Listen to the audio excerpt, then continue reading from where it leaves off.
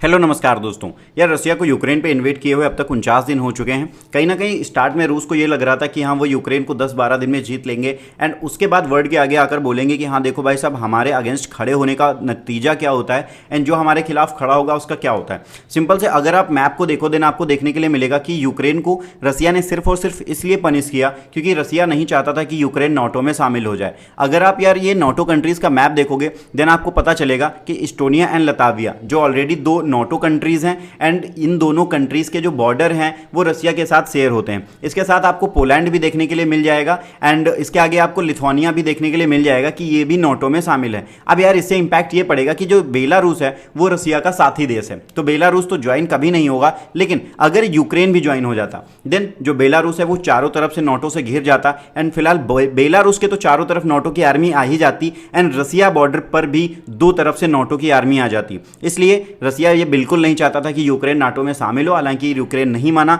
इसलिए रसिया ने उस पर अटैक किया एंड इसके पहले ऑलरेडी क्रीमिया पे अटैक कर चुका था। ठीक है, रसिया 2014 में उसको कर लिया था क्योंकि रसिया को पता था कि कहीं कल को अगर यूक्रेन लड़ गया तो ब्लैक सी जो है वो भी उसके हाथ से चला जाएगा। सो ये सब तो अलग की बात है, लेकिन अभी के टाइम 49 दिन हो चुके हैं एंड जो न्यूज़ेज वगैरह स्प्रेड होना स्टार्ट हुई हैं, जो नए अपडेट आना यूरोप से स्टार्ट हुए हैं, उनसे ये चीज़ कंप्लीट कंफर्म होती दिख रही है कि कहीं ना कहीं इस वॉर को रसिया हारता हुआ दिख रहा है। सिंपल से यार आप भी देखो कि रसिया ने इसीलिए अटैक किया ताकि उसे दो जोन पे कभी कॉन्फ्लिक्ट होने की सिचुएशन पे ना लड़ना पड़े, इसीलिए उसने यूक्रेन को पनिश किया। लेकिन अभी यूरोप से जो न्यूज़ निकल के आ रही है वो आप ये आर्टिकल देख सकते हो द गार्जियंस का है, जिसमें ये बोला गया है कि स्वीडन एंड फिनलैंड इन दोनों कंट्रीज ने फाइनली डिसाइड कर लिया है कि हाँ ये नाटो में ज्वाइन होंगी एंड कुछ आर्टिकल में तो ये भी क्लेम किया गया है कि इस बार का जो समर होने वाला है वहां पर इनकी कंप्लीट ज्वाइनिंग हो जाएगी एंड उसके बाद ये दोनों कंट्रीज भी नाटो हो जाएंगी। अब यार आप कहोगे कि यार इन दोनों कंट्रीज के नाटो में ज्वाइन होने से क्या फर्क पड़ेगा। सिंपल से अगर आप मैप देखोगे तो जिस तरीके से यूक्रेन यहां पर बॉर्डर शेयर करता है रसिया के साथ, सेम उसी तरीके से फिनलैंड भी रसिया के साथ अपना बॉर्डर शेयर करता है एंड ये पूरा का पूरा बॉर्डर है 1340 किलोमीटर का। तो यहां पर भी सेम सिचुएशन क्रिएट हो जाएगी कि जिस तरीके से रसिया को यहां दो जोन पे लड़ना पड़ सकता था, सेम अब यहां पर भी दो जोन पे लड़ना पड़ सकता है। लेकिन अब क्वेश्चन ये उठता है कि क्या रसिया ने जिस तरीके से यूक्रेन पे अटैक करा क्या वो फिनलैंड पे नहीं कर सकता। एंड यहां पर भी सेम रूल ये लागू होंगे कि चूंकि अभी तक ये नाटो में शामिल नहीं हुए हैं इसलिए नाटो कंट्रीज फिनलैंड को बचाने नहीं आएंगी। तो एक चीज यहां पे मैं आपको ये बता दूं कि रसिया फिनलैंड पे अटैक नहीं कर सकता। अब वो क्यों नहीं कर सकता वो मैं आपको बता दूं। सिंपल से यार 49 दिन होने के कारण जो रसिया है वो ऑलरेडी बहुत ज़्यादा वीक हो चुका है, उनके जो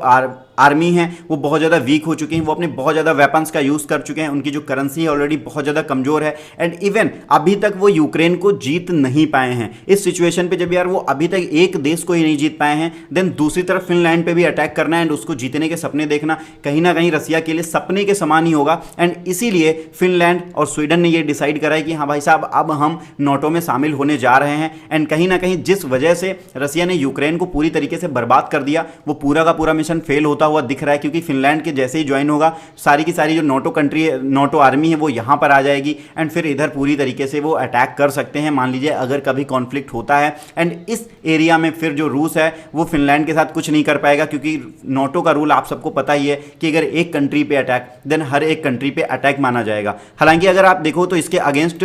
रसिया ने बोला है कि हाँ बहुत ज़्यादा गलत होगा अगर आप मेंबरशिप ले लेते हो नाटो की एंड हम आपको बहुत ज़्यादा पनिश करेंगे। लेकिन देखो सिंपल से ये सिर्फ एक बोलने की बात है एंड ऐसा प्रैक्टिकली बिल्कुल नहीं लग रहा है। तो यार यूक्रेन पे एक तरफ अटैक हो चुका है एंड बावजूद उसके स्वीडन के द्वारा एंड फिनलैंड के द्वारा ऐसा डिसीजन लिया जाना एक चीज़ कंफर्म कर देता है कि हाँ इस वॉर को रसिया हार चुका है, क्योंकि रसिया इस समय कंप्लीटली सेकेंड जोन पे लड़ने के लिए तैयार ही नहीं है। इवन तैयार क्या,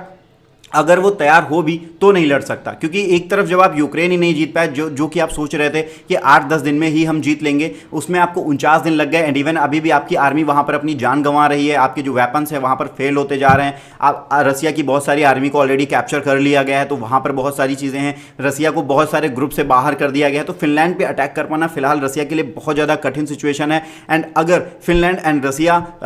एंड स्वीडन एक बार फिर से नाटो ज्वाइन कर लेते हैं तो कहीं ना कहीं बाद में यूक्रेन यूक्रेन को भी नाटो में शामिल किया जा सकता है। एंड रसिया ने इतना सारा जो यार इन्वेड किया, इतना सारा खर्चा किया अपने खिलाफ, सारे इतने देशों को किया, वो कहीं ना कहीं कंप्लीटली वेस्ट हो सकता है। फिलहाल देखना होगा कि रसिया क्या अगेंस्ट इनके एक्शन लेता है, फिनलैंड एंड स्वीडन के। लेकिन एक चीज तो कंफर्म हो चुकी है कि अगर ये दोनों देश ज्वाइन हो गए, जो कि फिलहाल बिल्कुल रसिया से नहीं डर रहे हैं, क्योंकि उन्हें भी पता है कि रसिया इस समय पे बहुत ज्यादा वीक है, एंड अगर इस समय पे ये ना ज्वाइन हो पाए देन फ्यूचर में कभी हो भी नहीं पाएंगे, क्योंकि रसिया फिर से खुद को इंप्रूव करेगा, अपने वेपन्स को इंप्रूव करेगा, एंड सारी चीज़ों जहां जहां पे ये जिस जिन जोन पे हारे हैं उन पे ये लोग एनालिसिस वगैरह करेंगे। सो इस न्यूज़ से कंफर्म होता दिख रहा है कि हाँ, ये जो रसिया है यूक्रेन के खिलाफ अपनी वॉर को हारता हुआ